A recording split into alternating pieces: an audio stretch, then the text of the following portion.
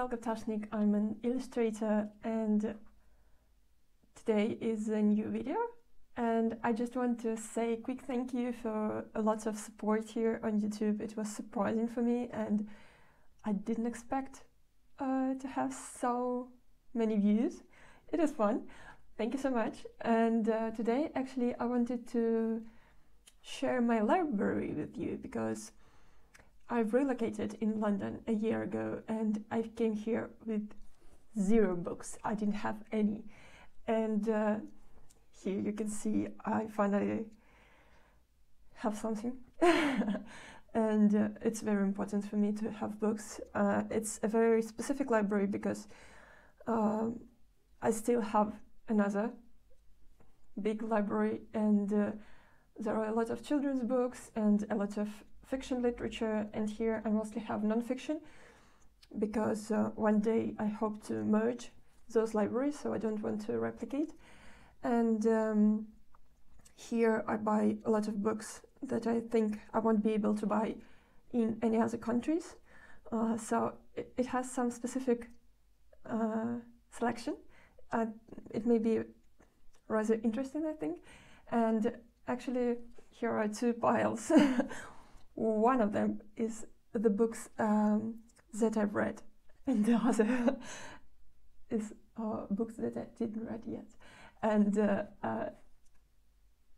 I'm happy that this pile is bigger because otherwise it would be a little bit sad. But what can I do? I have to have them. And I had some pick through of all these books, but I didn't read them thoroughly yet. And here it's all better. And yeah, today I will show you books from this pile, and I will try to make a very short review of every one of these. And let's start. The first is a very beautiful non-fiction children's book, The Art of Fre Wilding, which was illustrated by Marc Majewski. He's a star of modern illustration, and it is a Leporello book. It's huge and beautiful, and you can still flip through it as a regular one. And I wanted to have it for a long time. It is a story of how wolves were brought back to the Yellowstone. So I love this. 10 out of 10. This is one of my favorite books in the world, I think. It is children's book, fiction. What is Love? Written by Barnett and illustrated by Carson, Ellis, who is one of my favorite illustrators with very sophisticated style. And it is a beautiful book about love and how different people feel it. So basically, a lot of different people answer the same question, what is love? And we try to find out the answer. And it's really beautiful, and I was surprised by how gentle and poetic it is. So, 10. This is an adult book. It is called Mudlarking. It was written by Lara Maiklem. I hope I pronounce it correctly. But what I want to tell you is what is mudlarking. Mudlarking is an activity from the medieval times to look for some precious objects in the mud of the river Thames. And people still do it, but they do it for different reasons. Some look for gold, some look for glory, but some, like Lara, are looking for history. And Thames is called a liquid history because its mud preserves a lot of the objects. And I've been reading Laura's Instagram for many years before I moved to London, and one of my friends gave me this book, which is signed by Lara. So it's very interesting. She's a great writer, and it's a storytelling book about history and both about her journey as a mudlarker, as a modern mudlarker. So very interesting one. This is a precious thing in my collection. It is a pretty rare book because it was illustrated by German illustrator ATAK, and it was written by him as well. It is called Martha, and it is about the last pigeon of one particular kind, a very sad story about the extinction. And I like it for the illustrations, and ATAK is a, you know, he's the last punk of illustration, and he stopped to do children's books because he didn't like the commercial, industrial vibe of everything that's going on, that you have to fit into the market. So he doesn't do it anymore, and his books are pretty rare, and I'm happy that I have his. So he's a painter, and mostly he do paintings. This is one of the first book that I bought here, and it was compulsive, compulsive decision to buy it, but it is the first book written about microscopy by a woman. So you can see Mrs. Ward, and I actually bought it for the beautiful pictures, and also for the beauty of the book itself, because the first thing that struck me in the United Kingdom was the amount of old books printed on the pressing machines, and it's just so incredible to see them, to feel them. I like this very much, and also I like all the marks in the old books. So I didn't read it actually, but I bought it for the pictures, as I usually do, and pictures are beautiful, but there are only a few of them, so I wouldn't say that it was a practical thing to do to buy this book, but it's beautiful.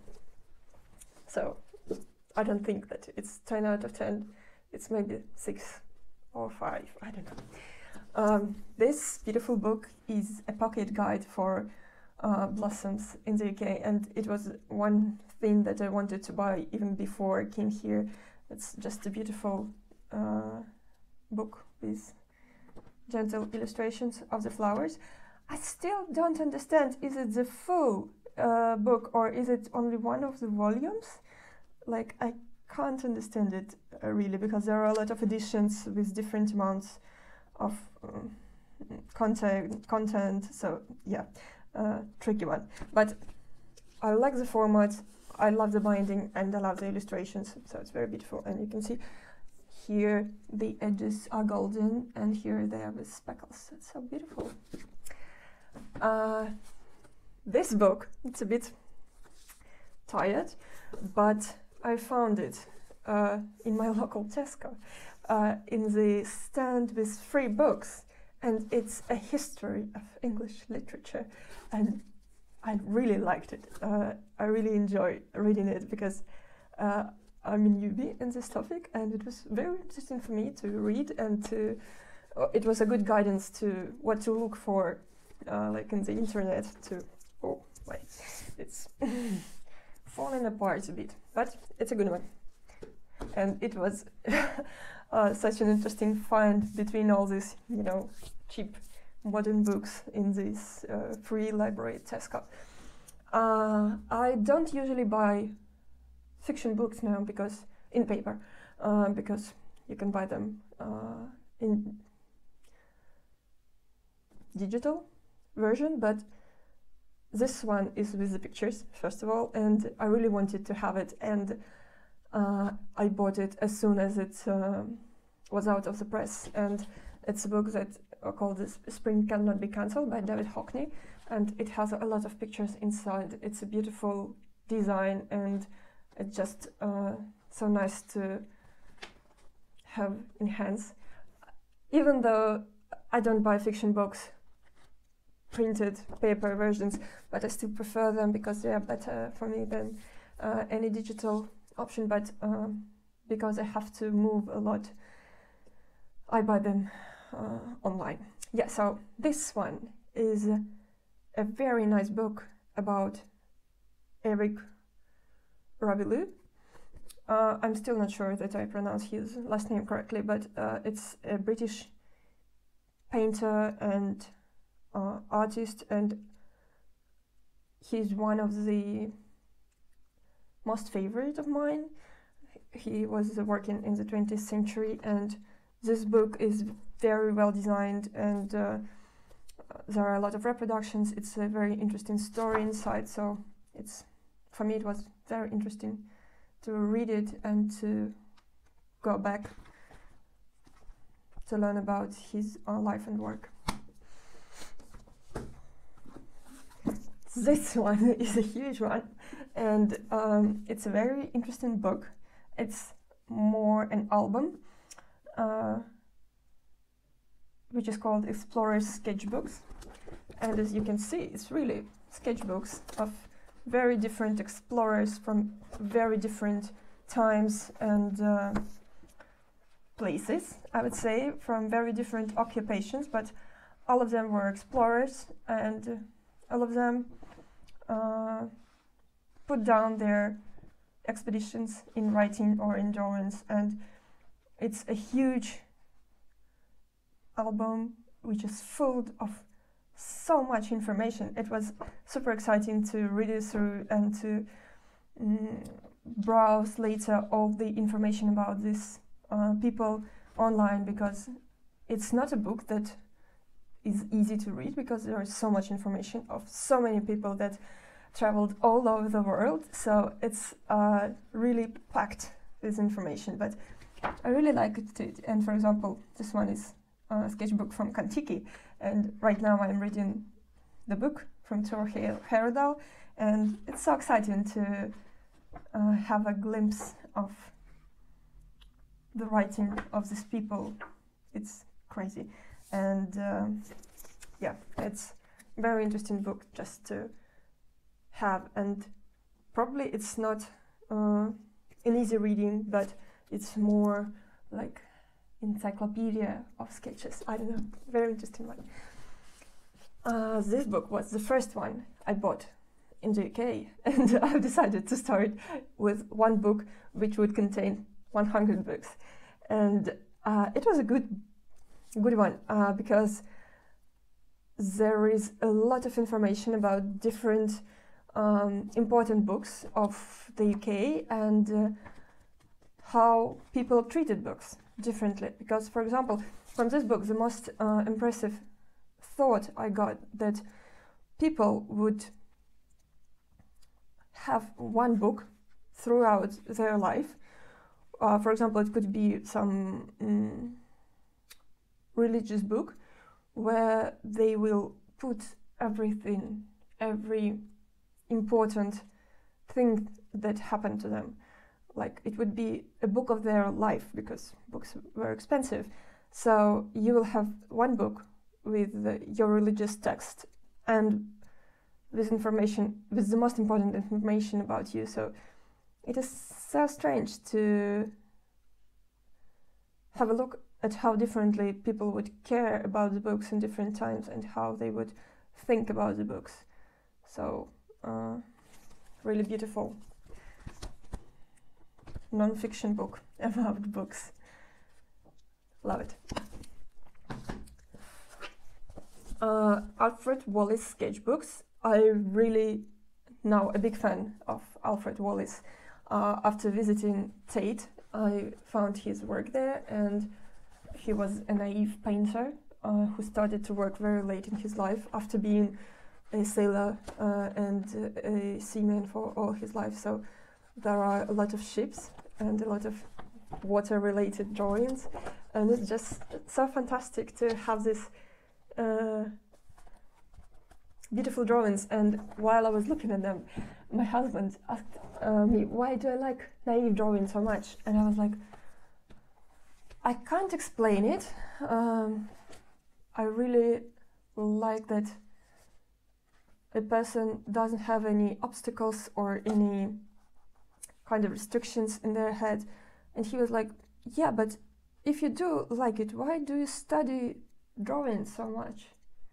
And this question was so surprising for me, because yes, once you started to learn how to draw, how to properly draw, you can't actually stop doing that.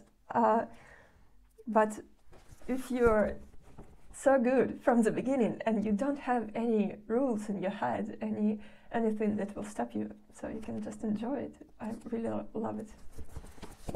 It's good. Oh, we are halfway through, and I think it will be faster because books will be larger. This book I bought after I looked through a lot of interviews with Maurice and Nadja. He was a writer, illustrator, and a big advocate for children.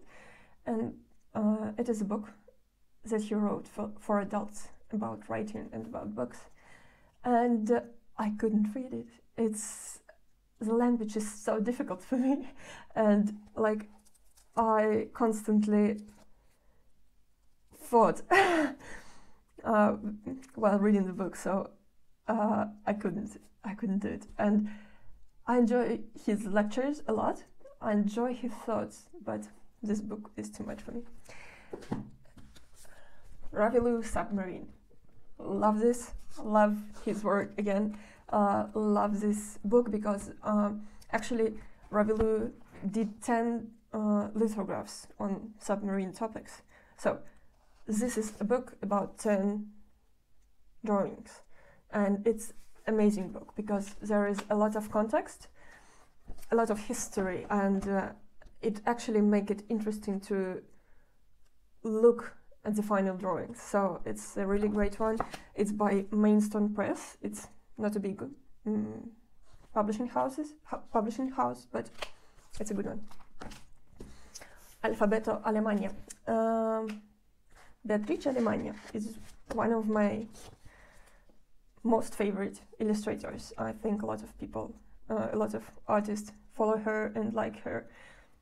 But this book is not interesting. Sorry, but actually I expected it to be like a collection of essays, and I thought it is such a great idea to make a collection of essays that will be in alphabetical order, so you can talk about some important topics that are important to you. But it was not written by Alemagna herself. It was written by a gallery, I believe, or by her publisher, and unfortunately it's not even a lot of text, so English text is only here on the margins, the rest is Italian, and this is the whole text for letter A, and it's very abstract, I would say, nothing in particular, so I didn't read it to the end, like I dropped it, which is a rare thing. I love Alemagna, I love Topi Pittori, but the book is not interesting. William Blake's Inn is another children's book I wanted for a long time, just because it has a lot of beautiful illustrations, and I've researched a lot about this book before I came to London, so I just wanted to have it, and I think these illustrations are beautiful. Oh, it's falling apart. Please don't. Yeah, a little crush here. Art of Nature by Natural History Museum, a beautiful album of a lot of beautiful old drawings of the animals, and I just love to look at them and to have this around, to go to this book once in a while. So it's not something that you will read, but it's something just to, like the coffee table book or something like that. So you just can have it as inspiration. It's a huge one. The Trix Spotter. It is a book about famous British illustrator and writer Trix Spotter, and I believe she was an amazing woman, and it was very interesting to read about her. And this book was created for a huge exhibition and at Victoria and Albert Museum. Unfortunately, I wasn't here to go to this exhibition, but lucky for me, I have this book now, and I can read about Beatrix and about her life, about her work. Really interesting. The fun fact from the book, she had 72 pets during her lifetime, like rabbits, frogs, cats, all this. And yeah, so here she is her rabbit. It's very cute. Good book. This is the book that I'm actually reading right now, and I like it. It's not very popular. I don't see it often, but it's the only comic in my collection, and I really enjoy it.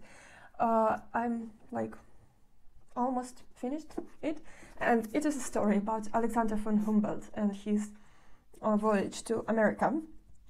And it was written by Andrea Wolf, who wrote a lot of books about Alexander, and illustrated by Lina Melcher. And I just love it, how they use the combination of collages from the work of Alexander von Humboldt and the drawings. So it's just very interesting combination. So, for example, this one is from the archive, and here you can see that also we have some spots from the drawings or photos, and here are some scribbles, some letters from Alexander, and still comic.